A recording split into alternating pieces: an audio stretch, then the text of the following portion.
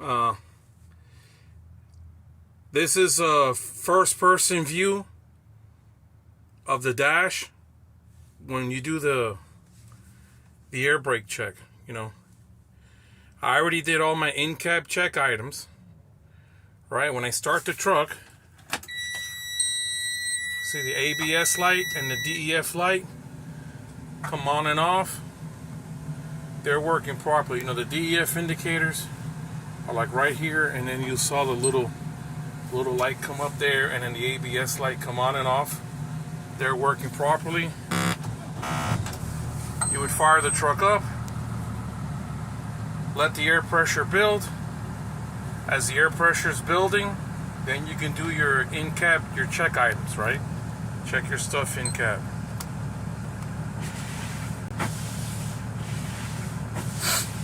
As the air pressure is building, it should build between 120 and 140 psi, or the governor cutoff.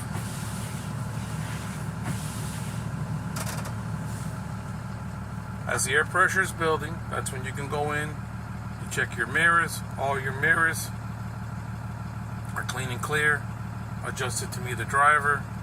You got your low beams, low beams, high beams, left turn signal, right turn signal. You got your four-way flashers. You got your city horn, got your air horn. You got your heater and defrost. Turn those on. Defrost on top, it's working properly. The heat down below is working properly. The governor just kicked in. It's within range between 120 and 140. So then what are you going to do? You're going to do you're going to check for air leaks. On the Class B, it's no more than 3 psi in 1 minute. So this is an automatic. I would leave the truck in neutral, turn the truck off, and turn the key back to accessory. Right? If it's a stick, I can leave the truck in neutral, but for safety's sake, I like to leave the truck in first gear. So like that, it doesn't roll on me, because when you leave the truck in gear and you turn it off, the transmission is going to work as a brake. It's not going to let the truck move. So air pressure build up. The next thing I'm going to do, I'm going to check for my air leaks. What am I going to do? Truck is in neutral, right? My truck is in neutral. This is an automatic. Truck is in neutral. I'm going to turn the truck off. Turn the key to accessory. Right, you saw the ABS and the DEF light turn on there. ABS and DEF indicators are working properly. My ABS light on my dash. My ABS light on the box. The cargo box. Now what I'm going to do, I'm going to turn the key to accessory. Right, turn the key to accessory. Then I'm going to push in my brake. I'm going to let the air stabilize. After the initial loss of air, I should not lose more than 3 psi in 1 minute. So what I'm going to do, I already have my foot on the brake. The air stabilize, you can count 1, 2, 3, 4, and then you start your countdown. Now as you're starting your countdown, you have the window open. I like to open my window, right?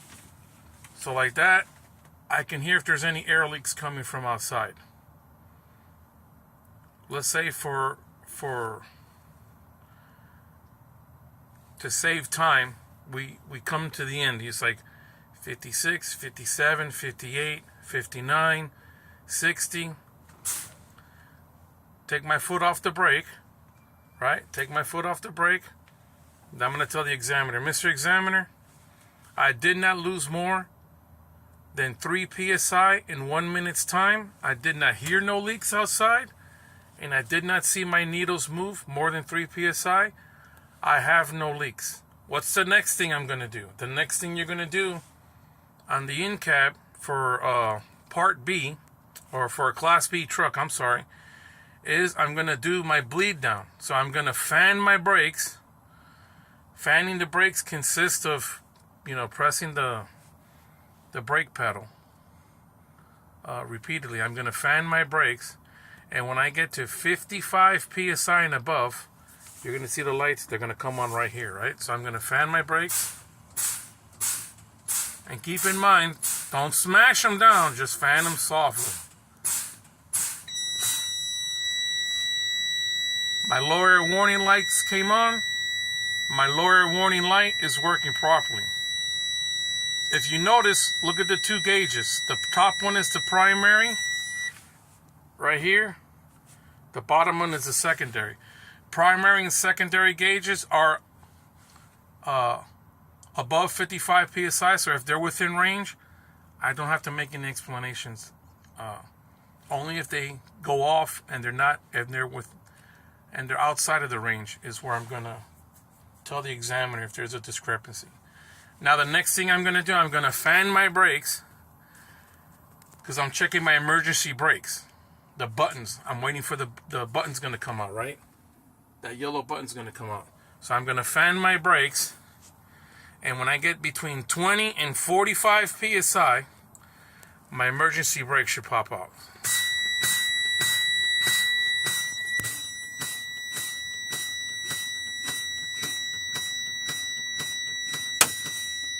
Alright, saw how the button popped out. Look at my gauges. The gauges are within range. My spring brake, emergency brakes popped out. They're within range. They're working properly. Then what I'm gonna do, I'll turn the key all the way back, and then you're gonna see right here, you're gonna have the ABS and the DEF light. The DEF light looks like a little, it looks like somebody farted, because it looks like a little fart. It looks like a little air, like a little wind blowing symbol. So now, Mr. Examiner, I'm gonna go ahead and I'm gonna restart the truck. Safe start the truck. Truck's in neutral. My brakes are applied. Push in the clutch for a stick. Make sure the truck is in neutral for an automatic. I'm gonna turn the key. See the ABS light and the DEF light? They came on and off. Underneath the fuel gauge, that little where it says DEF, that's your DEF indicators. My ABS light came on and off on my dash and in my on the cargo box. They're working properly. My DEF indicators came on and off also. They're working properly. I'm going to go ahead and safe start the truck. Now, I'm going to let the air pressure build to 90 psi. Right? I'm going to let the air pressure build to 90 psi and above. Like I was saying, this is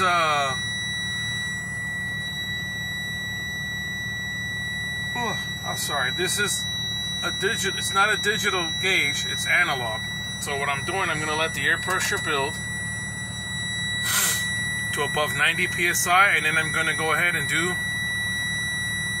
my truck, the parking brake test, and I'm going to do my service brake test. Since this is a Class B, it's not a combination, so I don't have to check anything with any trailer, because I'm not pulling anything anyways. So, man, look at that, 37 degrees. It's colder than that, or it feels colder than that. So see how the air pressure is building up? This instance, you can give it a little bit of throttle. You want to build up the air pressure quicker. While you're letting the air pressure build, folks, you can go ahead and do your, you can finish your in-cab check items. You got the mirrors, the windshield, wipers and washers. You got your turn signals, your city horn, your air horn. You got your defrost, and you have your emergency equipment, which is 6 spare fuses. Your fire extinguisher is fully charged and secured, and in the cubby hole in some of these trucks, there's like a little cubby hole or a little cargo area behind the seat or underneath the passenger seat if it has one. Usually that's where the triangles are at. They don't want the triangles to be flying all over the place. So then now you see I'm above 90 psi. So what am I going to do? I'm going to tell the examiner, all right, Mr. Examiner, I'm going to go ahead and check my parking brake test. I'm going to do my parking brake test. This truck is an automatic, so see how it's in neutral? I'm going to put the truck in drive. I leave the brake is applied, and I'm gonna tug on my truck.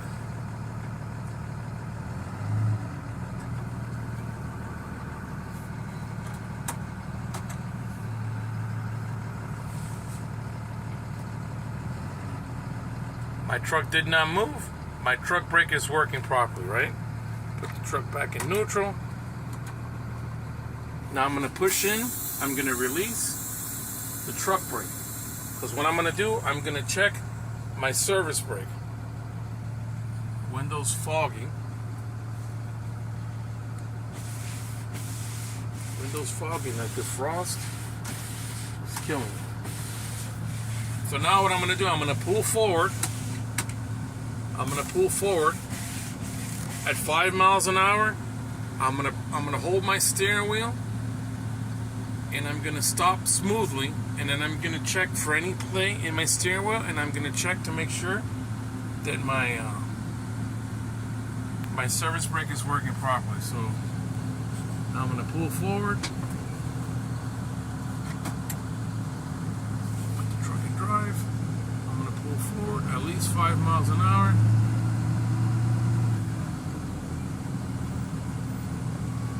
Truck stopped. My steering wheel did not move. That means their steering wheel's not out of alignment. The truck stopped. My service brake is working properly. Now I'm going to go ahead, truck in neutral again, pop the brake. Every time that you're going to do something, pop that brake every time. You're going to write something down. You're in line to get out of the loading shipper or receiver, and you're waiting in line, you get a call from dispatch or something, you pop that brake. Not when you're driving, but when you're kind of like just sitting there, because the truck will roll on you and you won't notice, and then that's, if you pinch somebody in between the truck and trailer, they're done. And you want to avoid having any accidents or any issues at any time. So always, like they say, what's our safety goal? You're going to get out and look. Get out and look every time that you can, or you're backing, and then every time that you're going to sit with the truck in neutral or drive, pop that brake. Truck's not going to go nowhere if you're distracted and your foot slips off the pedal. Truck's not going to move. All right, ladies and gentlemen, that was your in-cab brake test for the Class B. Thank you for watching. Please watch. Share this video, like this video. Again, I'm trying to make a couple of more videos. I got a couple of more videos rolling out this weekend, maybe into next week. But I rented the Class B truck for one of my students, and I wanted to do an in-cab real quick. I did an outside yesterday. I did an in-cab yesterday, and then I'm doing like a first-person perspective, just of the brake test, because the brake test is the most important part of what you're doing. If you mess up on the brake test, it's a wrap. All right. Thank you, ladies and gentlemen, and good night. Have a good day. Bye-bye.